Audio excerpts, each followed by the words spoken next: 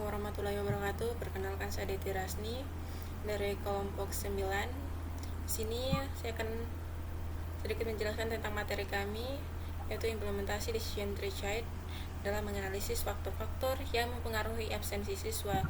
Di sini saya bersama teman saya Elma Sulistian yang akan menjelaskan pada materi pendahuluan. Kepada Elma Sulistian saya persilahkan.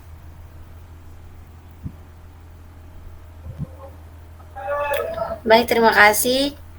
Untuk pokok pembahasan yang pertama itu yaitu pendahuluan. Langsung saja, absensi siswa merupakan salah satu indikator penting yang mempengaruhi kualitas pendidikan.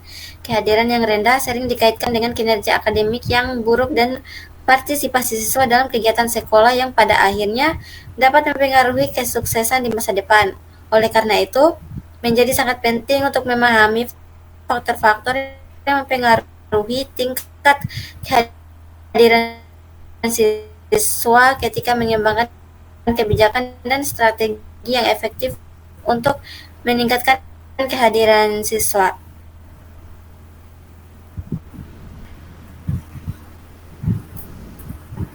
Oleh karena itu, dengan menerapkan pohon keputusan CAIT, kita dapat menganalisis faktor-faktor yang mempengaruhi ketidakhadiran siswa tersebut.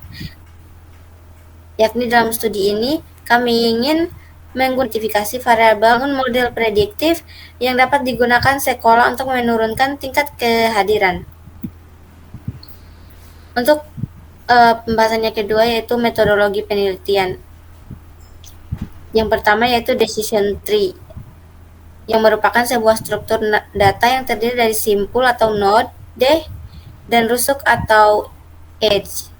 Simpul pada sebuah pohon dibedakan menjadi 3, yaitu simpul akar atau root, selanjutnya simpul percabangan atau internal, dan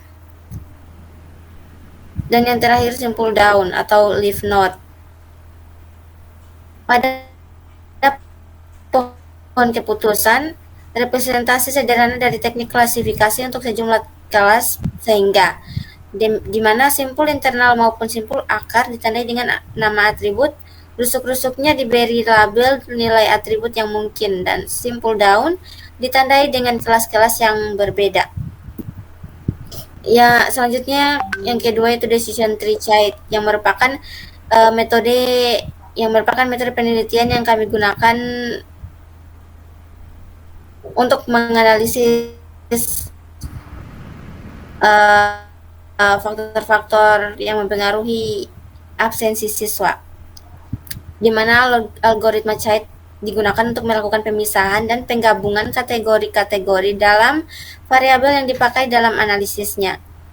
Dalam analisis CHAIT terdapat langkah-langkah yang dapat dibagi menjadi 3 tahap, yaitu yang pertama ada penggabungan, yang kedua ada pemisahan, dan yang ketiga ada penghentian. Dalam CHAIT, suatu teknik iteratif yang menguji satu persatu variabel independen yang digunakan dalam klasifikasi dan menyusunnya berdasarkan pada tingkat signifikansi statistik chi-square terhadap variabel dependennya. Variabel dalam decision tree CHAIT itu terbagi menjadi 2, yaitu variabel dependen dan variabel independen, yang meliputi yang pertama, untuk variabel dependen itu meliputi siswa dengan kemungkinan absensi dan siswa dengan kemungkinan tidak absen. Kemudian yang kedua, untuk variabel independen itu meliputi jarak ke sekolah yang kemungkinan mungkin dekat atau jauh. Terus yang kedua, latar belakang keluarga atau kondisi keluarga yang mengatakan baik dan tidak baik. Dan yang terakhir yaitu kesehatan. Berikut merupakan diagram alur penelitian yang kami terapkan dalam menyusun jurnal ini. Yang pertama itu yaitu memulai, Kemudian mengumpulkan data. Selanjutnya memproses data yang meliputi data seleksi, data cleaning, dan data transformasi. Selanjutnya itu menentukan prediktor yang signifikan terhadap variabel dependen dan menentukan penggabungan kategori-kategori prediktor. Kemudian menganalisis variabel independen sisa. Jika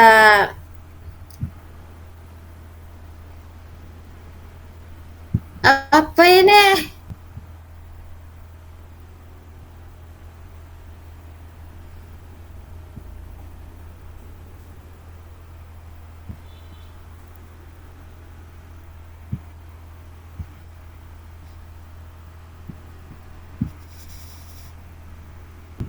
Info ya. Jangan kau jelaskan, cukup dilihat saja. Masa jika variabel independen itu ada sisanya, maka akan balik lagi ke menentukan prediktor yang terus semua subkelompok signifikan. Oke, ulang dari situ. Berikut merupakan diagram alur penelitian yang pertama itu memulai, yang kedua itu mengumpulkan data. Selanjutnya itu memproses data yang meliputi data seleksi, data cleaning, dan data transformasi.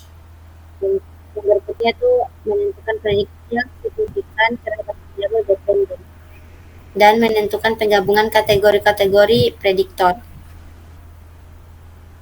Kemudian menentukan variabel independen sisa. Jika memiliki sisa, maka akan kembali ke menentukan prediktor yang signifikan. Sedangkan jika tidak, maka akan beralih ke ranking signifikansi prediktor dalam menerangkan variabel dependen. Selanjutnya, jika semua subkelompok signifikan, maka langkah berikutnya yaitu menganalisa hasil. Setelah itu, penelitian ini akan diselesaikan dengan baik. Baik, saya kembalikan ke teman saya untuk melanjutkan materi presentasi ini. Baik, kemudian yaitu hasil dan pembahasan. Penelitian ini memiliki dataset yang terdiri dari 100 siswa dengan variabel seperti nama, latar belakang keluarga, kesehatan, dan jarak ke sekolah. Data tersebut akan diolah untuk membentuk model decision tree menggunakan algoritma Chait. Berikut tabelnya. Next.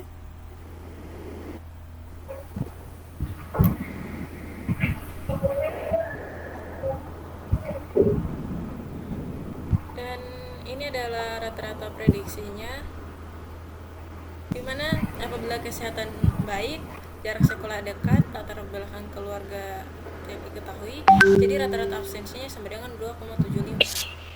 Kemudian apabila kesehatan baik, jarak ke sekolah jauh, latar belakang keluarga tidak diketahui, berarti rata-rata absensi 2,5. Kemudian apabila kesehatan buruk, jarak ke sekolah tidak diketahui, latar belakang baik, rata-rata absensi 2,5. Kemudian jika opsi keempat yaitu kesehatan buruk, jarak ke sekolah tidak diketahui, latar belakang keluarga tidak baik, rata-rata absensi itu 6. Next. Dan inilah setelah diketahui rata-rata untuk prediksinya, maka selanjutnya adalah pembuatan pohon keputusan, di mana kesehatan adalah simpul akar yang membagi data berdasarkan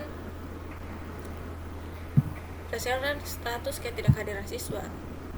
Jika kesehatan sama dengan baik, pembagian selanjutnya berdasarkan jarak ke sekolah, di mana ada kemungkinan pertama itu siswa dengan jarak ke sekolah dekat mempunyai rata-rata ketidakhadiran sebesar 2,75.